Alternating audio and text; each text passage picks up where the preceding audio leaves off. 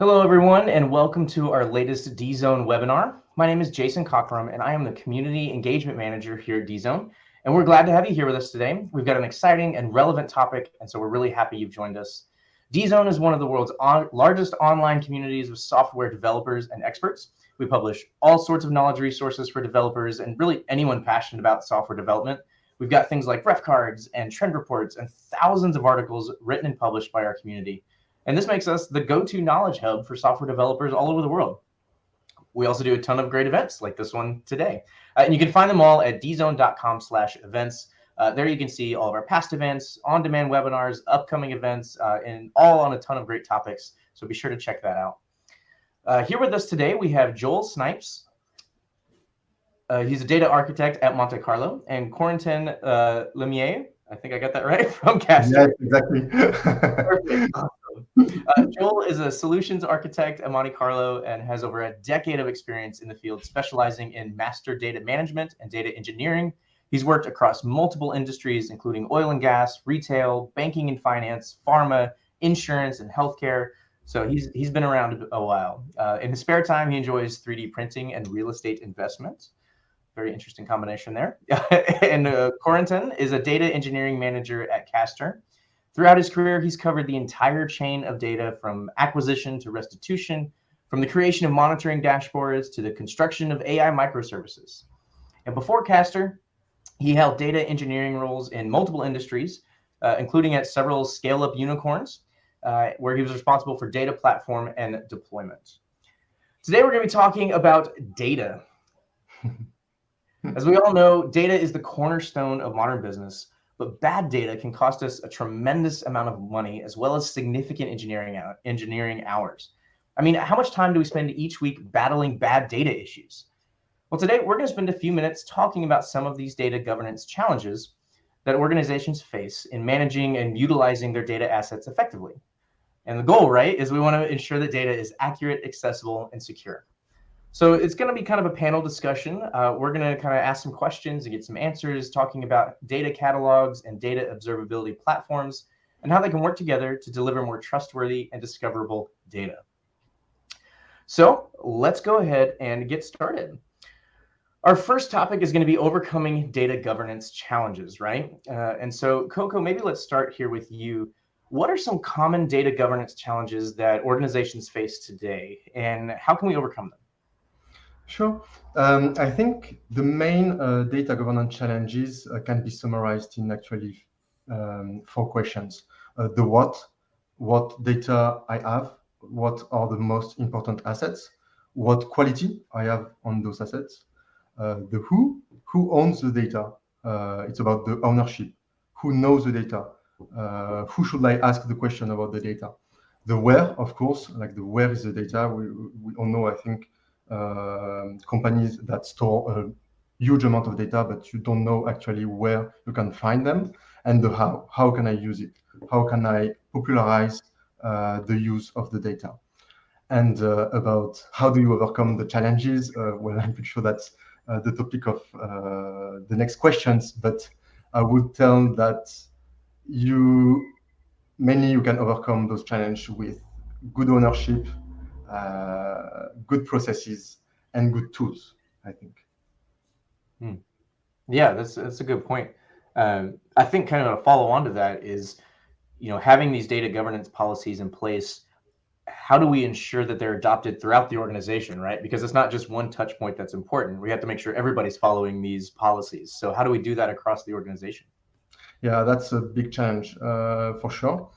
I think the most important thing is to have some ownership, to have persons that are the guarantors of those governance policies. So that can be different persons, that can be a central data team. For example, when I was working at Vestia, we had that kind of data mesh approach where everyone in the company could use the data warehouse, but there was like one central data team that was the guarantors of the policies and the documentation and the quality of the data. It can be also like a data team that is specialized in the quality, a center of excellence team, for example, that can be data stewards. So yeah, the most important is to have some ownership, and that every data assets are owned by someone that can guarantee that the quality and the documentation is up to date. And for that, you can also, for sure, implement some processes, some policies to make it a bit mandatory, to make it in the production step. It's a bit like, I don't know, unit testing. If you do some code, I think no one likes doing unit testing, but once you add it in your process and once you are convinced that it brings value to your field, you will make persons adopt that process. And last but not least, for sure, it's a bit the carrot, the tool, the easy to use tool, because no one, I think, like documenting is maybe the most painful part of our job. And if you don't have an easy tool, it will be complex to ask the teams to spend a lot of time to document. It's a bit like Notion. I don't know if you use Notion, for example. I'm a big fan of Notion, and I really started documenting thanks to Notion, actually. Yeah, documentation is quite important, especially to like onboarding and offboarding, right? There's been a lot of turnover lately. And so if trying to onboard somebody without proper documentation of data policies and procedures, it can lead to some problems. So Joel, changing gears just a little bit, having these data governance policies in place, right? How do we ensure that they are aligned with our business objectives and if necessary, regulatory requirements? That's a good question, Jason. And I think it comes down to having the right people in the room.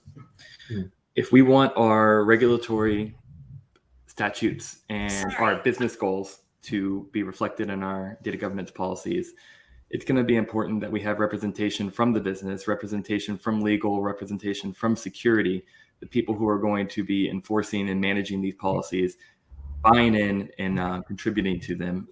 I think it also helps to start with a framework to build your policy, because your policy is going to drive your procedures and your tool selection. So getting the policy right is really important. And I think getting the policy right is not a one-time thing. Matching the policy to the cadence that your regulatory rules are updated and that your business rules are updated is important. So if you set your business objectives quarterly, I think you should be reviewing your data governance policy quarterly to make sure they reflect those business goals. And generally, I think regulatory rules in your policies can be updated probably annually and should be looked at least that often. Okay. Yeah, that makes sense. Yeah, I mean, especially as, these days, data is more and more tied into business goals and objectives and even revenue in a lot of cases, right? Like they're so inexplicably linked that you can't get away from, right? And so they kind of have to be moving in tandem or you're going to be in trouble. Cool. So kind of following on from there as well. So, the roles of data stewards and other stakeholders, what kind of role do they play in ensuring effective data governance? Yeah, data stewards are incredibly important. They're your boots on the ground. I like to think a data steward is to a data set as a gardener is to a garden. They need to maintain the security of the garden from bad actors. You don't want your bunnies and deer coming in, munching on your vegetables. They need to make sure that your data is complete. So if you have empty spots, you need to sow the seeds and find the right thing for that spot. And then I think importantly, you hear all the time in the data industry, garbage in, garbage out. But truly, there's always going to be a little bit of bad data that slips through. So data stewards are the person pulling the weeds, making sure that when the bad data does slip through, that it's corrected and going to be accurate going forward. Yeah, that's a good analogy. I like that. Cool. Okay, so next thing we're going to talk a little bit about is scaling data quality initiatives, right? Like we need to have data quality policies and procedures, right? It's very, very important, but we also have to be able to scale them effectively, or again, we're going to run into trouble. So Joel, maybe we'll start with you this time. What are some of these common data quality challenges that organizations can face when they are trying to scale these initiatives? Good question. I think another trope of the data industry is the siloing, and then you have redundant data in different silos, and you have to get to the single version of the truth. So that is where a master data management practice really comes into play. Another common challenge is observability. So this is maybe my data is great, but are my pipelines running on time? Is all my data making it from one end of the pipeline to the other? That sort of thing. Data observability really helps with scaling because you can see how your data is flowing throughout your organization and trace the next most important thing, which is lineage. So if you do have a data quality issue, it's the longer that data quality issue lives, the more people it affects. And importantly, we need to know who it affects. Too often, an end user of a dashboard can tell the data is incorrect, and they lose trust in that dashboard. But they are the ones alerting the data engineering team that something has broken. And ideally, if something happens to one of your data assets, we need lineage to understand the downstream impact so that we can get ahead of those issues. And then finally, security. We need to make sure that the data is only accessible by the right people, because we've all seen the big publicity around the data incidents at all the large companies that have happened over the years. Right. Okay, so you talked about a few different initiatives, right? Which ones would you prioritize first, right? Like, what would you say is kind of you have to have in place before you can do other things? Yeah, that's a really tough question. But I think the key word in the prior question was scale. Mm-hmm. And what is the least scalable part of a data governance practice? And it's generally the people, right? It's easy to scale the hardware. It's easy to scale the software relatively, but it's hard to scale the people. It's hard to hire good talent right now. The marketplace is competitive. So I like to think about which of these 2 or 3 initiatives is going to give us the most bandwidth back to our data engineers so that they can be focusing on those business cases. And I think observability and lineage really lets your data engineers focus less on troubleshooting and more on building awesome engineering projects. And it also builds the trust in the data, because if you have observability and you know when the data is bad, you also know when the data is good, whereas previously you were never quite sure. Makes sense. And at the beginning of your response, you spoke to hardware and software and scaling and things like that, right? Can you speak to any specific tools or technologies that you found really help scale data quality effectively? Yeah, so a lot of the organizations I'm working with right now are trying to transition to the modern data stack. And what that looks like is a data warehouse, a cloud data warehouse like Snowflake or BigQuery. You're looking at an orchestration tool like dbt or Airflow to manage your pipelines. You need an awesome data catalog like Castor to understand and have the context to your data. And they also do some really cool things with lineage. Observability tool, got to plug Monte Carlo here because they are the best in class. And then I think about my BI tools. So I want a cloud BI tool like Looker or Power BI to provide those insights that we're working so hard to build and maintain to our end users. Okay, yeah. Thank you for sharing that. Coco, maybe switching gears to you a little bit. As we're scaling these initiatives, right, how do we measure their success? Or how do we know that they're working? What metrics can we use to make sure that we're heading in the right direction? Yeah, it's a very interesting question, because I guess like when I started to work on that matter, and it's quite a new topic, the data quality issues. I mean, like it's an old topic, but that is started to be tackled more and more now because we have the right tool, as Joel said. But I would say that at first, sadly, I mean, a lot of companies, I think you mentioned that, Joel, are relying on end user feedbacks. It means like when someone is using a dashboard and seeing that there is an issue with the graphics, they send a message to the data team and say, I can't trust that dashboard. I can't trust that metric, or the dashboard is wrong. So, I mean, it's not an issue, I would say, as long as you are quite transparent with the data quality of your assets and that you provide a trustful culture. But it's important to note the number of incidents you have. Every time someone says that the dashboard is broken, you can note it in Notion database, for example. And you can try to see if your data quality initiatives are lowering down those incidents. You can maybe put some NPS score on the data platform. I like to ask feedbacks on the end users of my data platform and talk to them to ask if the data platform is good, if it's better than it used to be. And once you have those kind of qualitative feedbacks, you can also implement some data quality tools, like for example, Monte Carlo, and rely on the number of actions you have to have a more objective metrics. But for sure, you will have, in my opinion, to rely on both the quantitative metrics you can get from a tool and the qualitative metrics you can have from the end users. In Vestia, for example, at Vestia, we tried, because we opened the data to everyone.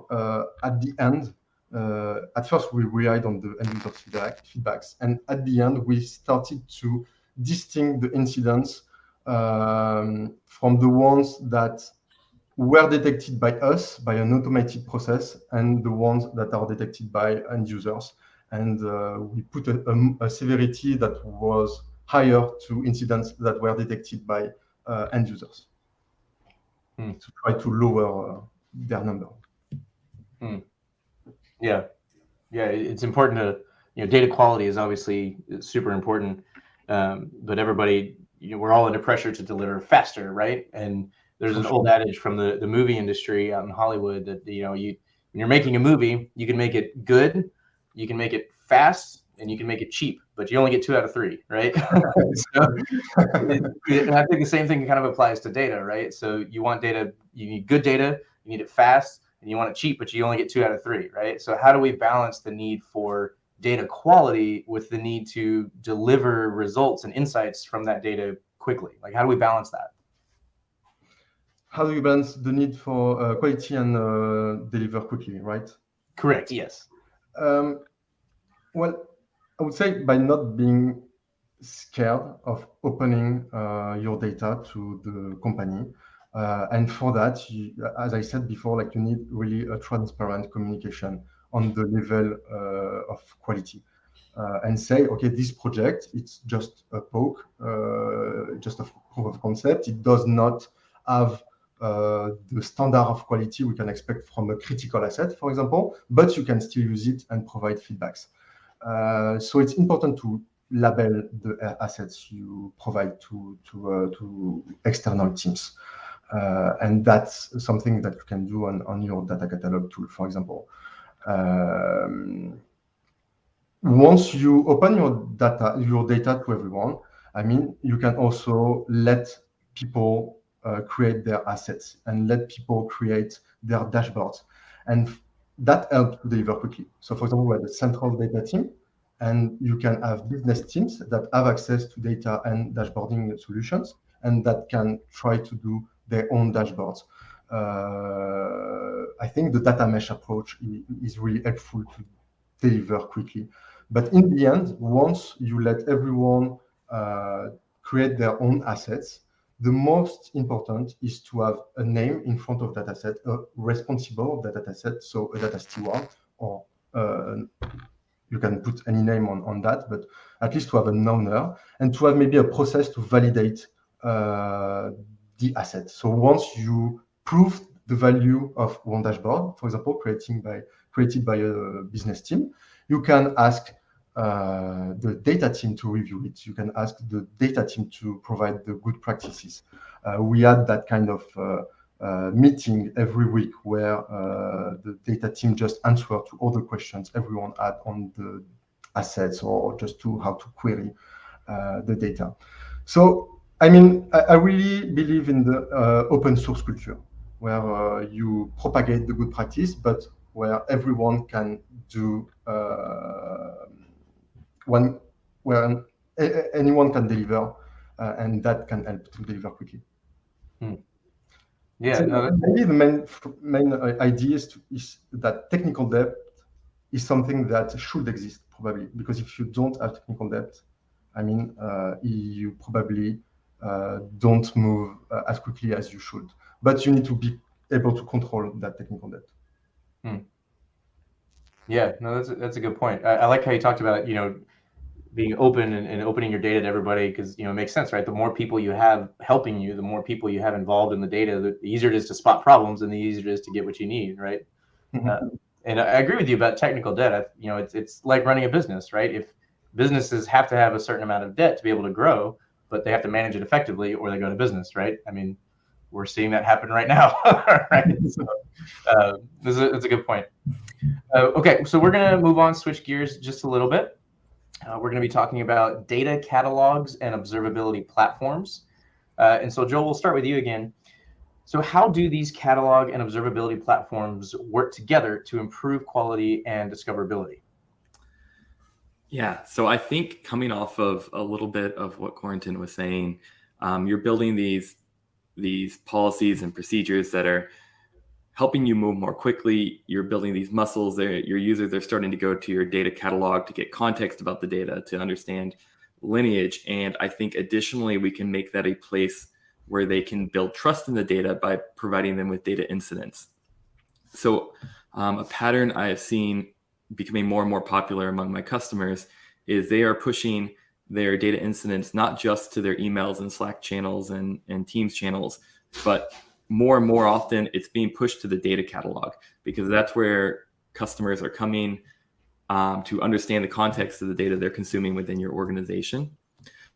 So there's a real opportunity there to build a tight integration between your data catalog and observability tool, so that you can find your customer can come and look at that catalog page and know if there's an incident. And if they know there's an incident and they know they can't trust the data, then it provides them with the ability later, when there's no incident, to be able to trust it. Because too often, I think the end users of data, they see something wrong with the pipeline, or they see something wrong with their BI report, and maybe the error only lasts a few hours or a couple days, but the damage actually can last months.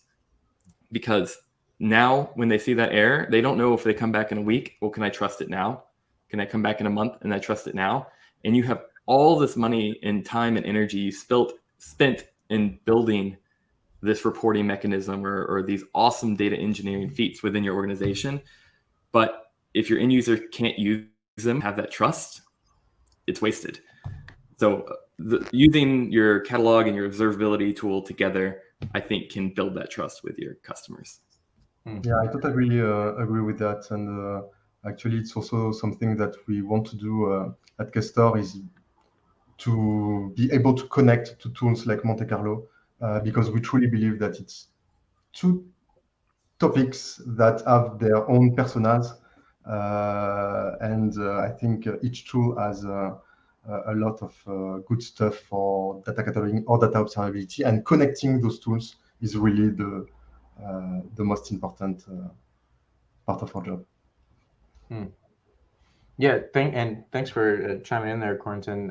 Actually, question for you, or maybe either one of you, could you guys provide maybe a specific example of how you've used catalogs and observability platforms to improve your data health and discovery? Do you have an example you could speak to? Yes, well, actually, a funny anecdote, like when I was one of the first clients of Castor, I think, when I was working in a previous scale-up, Vessia Collective. So, like, we use Castor as a data catalog. I think, like, something that really helps, that I really enjoy as a user, is really the search engine. Like, it helps to discover the data. And we used a lot the SQL queries, the popular SQL queries that you can find on the tool, to be able to know how to query data, how to connect the data. We use Castor for finding duplicated assets and removing them. And we used lineage features for being able, I think Joel mentioned that, to be able to know how a data asset is built. And if you have an incident, for example, if we have an alert from Monte Carlo or from DVD test or another tool, you can know exactly what assets you are impacted by that. Yeah, I can think of another one. especially in the current environment. There's a lot of my customers are tightening their belts a little bit. And one of the benefits of having access to the data warehouse's metadata and query logs is we can really understand which assets are most important to them, but also importantly, what assets are gone stale, what assets are taking up millions or billions of rows, but haven't been touched in months and months and months. And so I think a cool way you could use your observability tool with the catalog is to look at our asset cleanup report for tables that aren't being used. It can be a little scary to delete a table in production. Go to your catalog, understand the context, understand what that data is, make sure it's okay to delete, clean it up, and save that money on your Snowflake or BigQuery budget. That's a good point. So you can use, like, I just got an idea from previous questions, but if you want to use both data catalog and data observability platforms, you can use probably the data catalog to find the popular assets that you will prioritize in terms of quality initiatives, for example, because like. Yeah, that's a good point. So when organizations are looking at, choosing and implementing these catalog and observability platforms, what are some best practices for that? And then maybe kind of a follow-up to that too, like how do you ensure that these tools are integrated into your overall data governance framework, right? And maybe either one of you can answer this one. So just like, what are some best practices for that? And how do we ensure that these tools are integrated properly or effectively into our governance framework? I think you need to focus on being integrated with processes, teams, and tools. So I would say if you want to really ensure that it's integrated into your company, first, probably choose a solution that can connect well with your different tools, that can connect automatically with your data warehouse, your different assets. Increase the number of automated process so that you don't rely only on human initiatives. And for sure, you need also to integrate well with processes, so to make some habits on cataloging and observability. For example, I like that kind of analogy with like the 1 apple a day kind of habit of documentation. Try to document regularly, start with the most important assets, do it every day, and you will have a process that will probably work for that. And also something that I like from the unit testing part that I talked before, it's make it useful. Like if you find a way to make the data governance useful, and it should be like, we are quite convinced that data governance is bringing a lot of value to a company. So you need to prove that it's useful. And once you convince everyone that data governance, data observability, and data cataloging is useful, you will have a strong adoption. The last maybe idea is to make it fun. And for that, I really like the way that Stack Overflow is using to make everyone answering to posts, like by granting points. Every time you have a useful question, you can give points to someone. You can earn badges. You can earn new permissions. And it's also like something that we are starting to think about at Castor, how to also make it really fun and start some gamification initiatives. That is a really cool idea. We need to gamify making our data clean and correct and complete. That's really cool. Yeah, it is a great idea. So that's really cool. Yeah, gamification really helps make it a lot more fun, a lot easier to do the things you don't necessarily like doing, right? Cool. So let's spend the last few minutes here talking about how we can maximize our data health and discovery. So Corentin, maybe start with you here. How does maximizing data health and discovery impact our organization's ability to make informed business decisions, right? Like that's what we want to do in the end of the day, be able to make better business decisions. So how does this help, right? Yeah, sure. Like, I think I don't need to convince anyone that without data, you progress blind. If you just make decisions with your instincts, it will be probably wrong decisions. The main benefit is that you won't be able to see that you write for a fall because you don't analyze the impact of those decisions. But if you have poor data or poor discovery,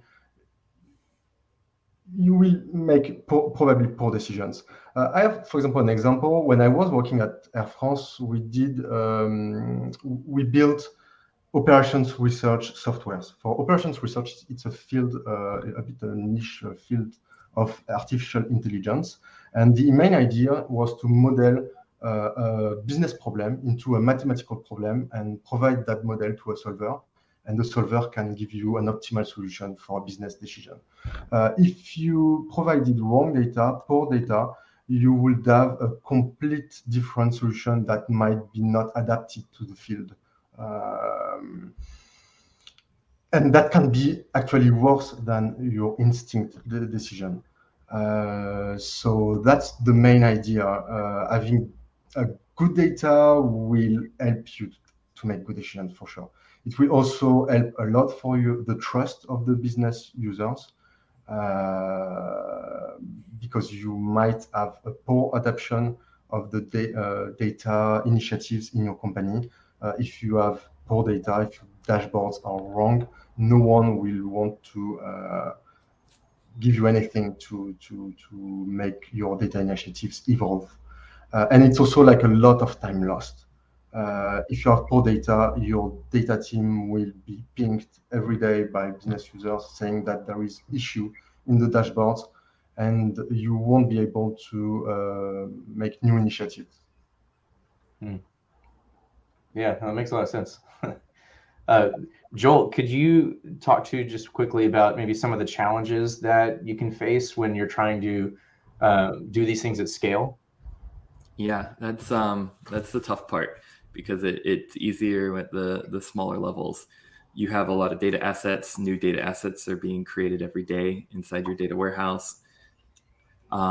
So getting coverage of everything and writing that many tests, we've talked about before that no one, according to mention, no one likes writing unit tests. No one likes writing documentation. As your assets grow, the number of unit tests you need grows. The amount of documentation you need grows, and that's not fun, and it's expensive. I think another challenge is with the noise. So you write all these tests, and maybe you set a hard limit, like a hard-coded limit on the number of rows that could be deleted or it could grow by. Over time, the way your data grows changes. Or even if you set it as a percentage, the percentage of a 10,000 row table is very different than the percentage of a 100,000 row table. So what happens is these tests go out of date over time, and they have to be maintained. And those all lead into the biggest challenge of all, which is bandwidth. We have a limited amount of data engineering talent and time, and we need to spend it in the most effective way possible. So how can we use the right tools and minimize the amount of human time spent on documentation and testing, and maybe use things like ML, where in the golden age of AI is just starting. How can we take some of those tasks away from data engineers so they can focus on those really important business deliverables? Yeah, that's important. You talked about tools and technologies and stuff, and Corentin, maybe you could speak real quickly to any specific tools or technologies that you're currently using or you have used in the past to help you do these things.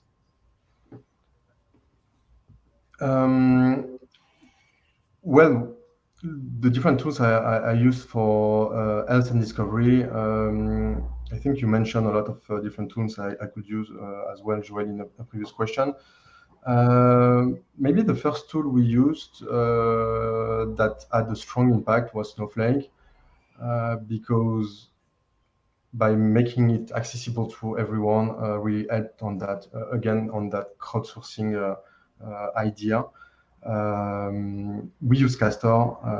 We use Castor at Castor as well to document our data, because it's really easier to document the data, and you spend less time on that. We use a lot of dashboarding tools as well. For example, Tableau, Metabase, Looker, any tool that can help you to create graphics will also help you to detect some issues in your quality, to be able to share metrics about that. And about the health, we tried DBT test, we tried Great Expectations, and we tried as well Monte Carlo, and I really enjoyed what the Monte Carlo approach, because for a lot of different quality tools, you have to manually set a lot of different alerts. And what I liked with Monte Carlo approach of data quality was that a lot of stuff was automatized. I truly believe on tools that can help you automatize some initiatives. So at Castor, we document a lot of assets for you by propagating. And at Monte Carlo, they create for you a lot of different quality alerts. And I think that's great. Cool. Thanks for sharing. Joel, if you don't mind, last question here, right? When making these investments in these tools and technologies and things like that, right, it's important to know that they're working, right, and that we're getting what we need out of them. So how do we measure the ROI of these investments, right? And how can we use those metrics to guide investments in the future to make sure we're making the right business decisions? Yeah, I think data is following the maturity path of DevOps and application development in terms of how we're going to measure this. So when we look at DevOps and application development, we have server downtime, we have application uptime, and I think in data, we have something called data downtime. And data downtime is the amount of time your data is missing, erroneous, or otherwise inaccurate, and that has a cost on your organization. Sometimes it's quite large. I have a customer who during our POC, they made loans based on a machine learning algorithm. The machine learning algorithm was great. Data pipeline feeding it was bad. And they didn't know until our POC that there was an error there. And they had already made a very significant amount of bad loans off a pipeline they didn't know was having issues. So one way you get our ROI is managing your data downtime, mitigating that risk. Another way is ensuring the return on investment of the other investments you've already made in your data environment. You're investing in this catalog, you're investing in this data warehouse like Snowflake, and your BI tools and your master data management tool. And exactly like that machine learning algorithm, a bad pipeline can either cause you to make a bad decision, or it can destroy trust in your users, and then they aren't using that investment that you're spending on. So it is a security blanket that ensures value from your other investments. And then finally, another metric I think is great is how many data pipelines can your data engineer maintain? A engineer to pipeline ratio. And as you're spending less time troubleshooting and your data quality improves, your pipeline to engineer ratio will also improve. So I think that is a great way to see how that data quality journey has saved is seeing the effectiveness of your engineers grow over time. That's cool. That's a really good point. I like that, the engineer to pipeline ratio. That's good. Cool. Awesome. Well, thank you guys. Just on that matter, like Louis from Castor just sent me a link a few days ago. I found it awesome. Like it's we shared on our blog, on Castor blog, the ROI calculator for data catalog, observability, and discovery initiatives. I found it amazing. Like you can ask on the blog an access to the calculator, and you will find some ideas on how to compute, because it's very hard to find good metrics. But we really decomposed the ROI on onboarding, discovery, and cost of infrastructure. You can select a size for your team, and we share our assumptions in terms of numbers, and you can change that, I think, and do some computation yourself. Cool. Yeah, that sounds like a really great tool. So definitely go check that out if you're curious. So thank you, Joel and Corentin, for joining us. Do you guys have any last minute thoughts you want to add about anything we've talked about today?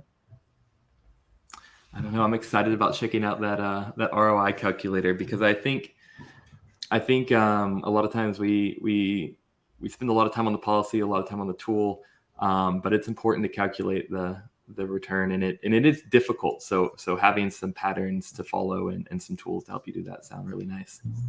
Yeah, that's awesome. I definitely encourage you guys to check that out, everybody who ends up watching this. So, and I want to thank you guys so much, Joel and Corrington, for joining us. You guys, this has been really, really interesting. As we talked about at the beginning, data is absolutely vital to business these days, right? It's so irrevocably linked to business outcomes and goals and all those kinds of things as Joel spoke to a few minutes ago, having bad data can lead to some very costly business decisions, right? And you don't know what you don't know, right? So it's not intentional. It's just you got to make sure you have the right data and it's telling the right story, right? So thank you guys for joining us. It's a really good topic. And I just want to encourage everybody who watches this to check out our website again, dzone.com/events. There's a ton of other great events just like this one today. Again, we've got all sorts of on-demand webinars, virtual roundtables, fireside chats, and all kinds of stuff there. So be sure to check it out. And who knows, you might even see us in person at some point this year. So check out our website for any list of upcoming events in person that might be near you that you can meet us up at. So thanks again, everyone, for joining us. Hope you have a wonderful rest of your day or week or wherever you are. And we'll see you guys next time. Thank you so much, Joel. Thank you very much. Thanks, Jason. See you.